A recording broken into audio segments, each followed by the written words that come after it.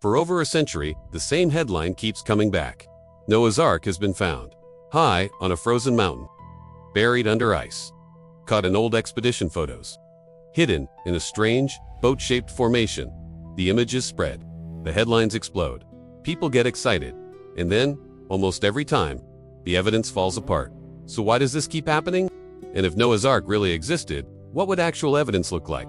Because this story isn't just about one failed discovery. It's about a pattern, hype, scrutiny, disappointment. And if we want to think clearly, we need to ask a better question than, did someone find it this time? We need to ask, what should we realistically expect to find if the ark was real? The account in the book of Genesis gives surprisingly specific details, not a vague legend, but dimensions, materials, a design, a massive vessel built of wood, sealed with pitch, designed to survive catastrophe. If this was historical, it wasn't small, it would have been enormous.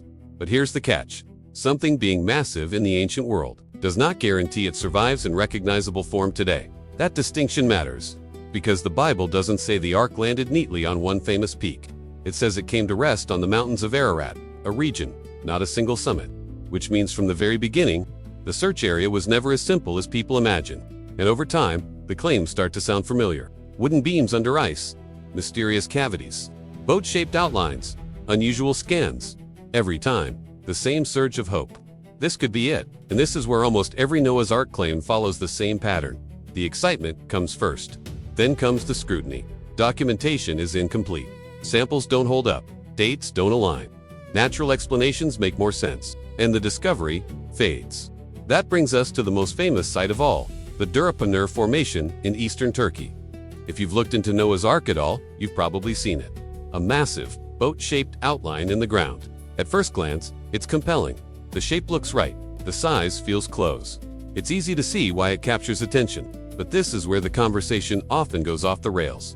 Because a shape can trigger global excitement long before the evidence deserves it, a resemblance is not a discovery. That's the key. Most geologists and archaeologists still see Durupinar as a natural formation, likely shaped by erosion, landslides, and surrounding terrain, not the remains of a wooden ship. And here's the deeper issue. The human eye is wired to recognize patterns, but archaeology doesn't run on patterns. It runs on proof. Real evidence would require more than it looks right. You would need materials that can be tested, structures that are clearly man-made, dating that fits the timeline, and data that survives serious scrutiny. In other words, not just something dramatic, but something durable. And that's where most our claims break down. Not because people are foolish, but because when we want something to be true, it becomes much easier to mistake resemblance for evidence.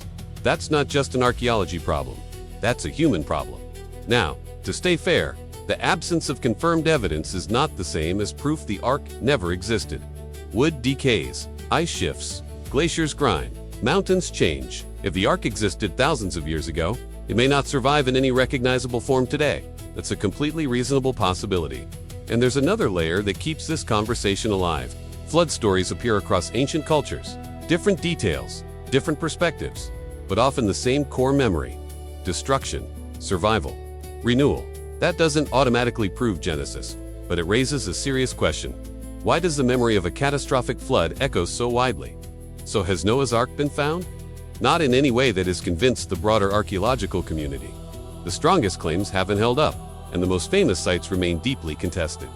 But that doesn't make the story irrelevant. If anything, it forces us to separate two things we often confuse: the truth of a message and the excitement of a headline. Because Noah was never just about a boat. The ark mattered. But the meaning goes deeper. A world filled with corruption, a warning given, judgment coming, and a way of rescue provided. That's why this story still matters. Even if the mountain keeps giving us headlines, but never certainty. Because the real challenge of Noah isn't, can we find the wood? It's this. If a warning came today, would we recognize it? And if a way of rescue was given, would we take it? That question is harder to ignore than any blurry photo on a mountain. So what do you think? Is the ark still out there, waiting to be found? Or has time, ice, and shifting earth erased the evidence? Let me know in the comments. And if you want more honest, balanced Bible plus evidence investigations, subscribe. We've got a lot more to explore.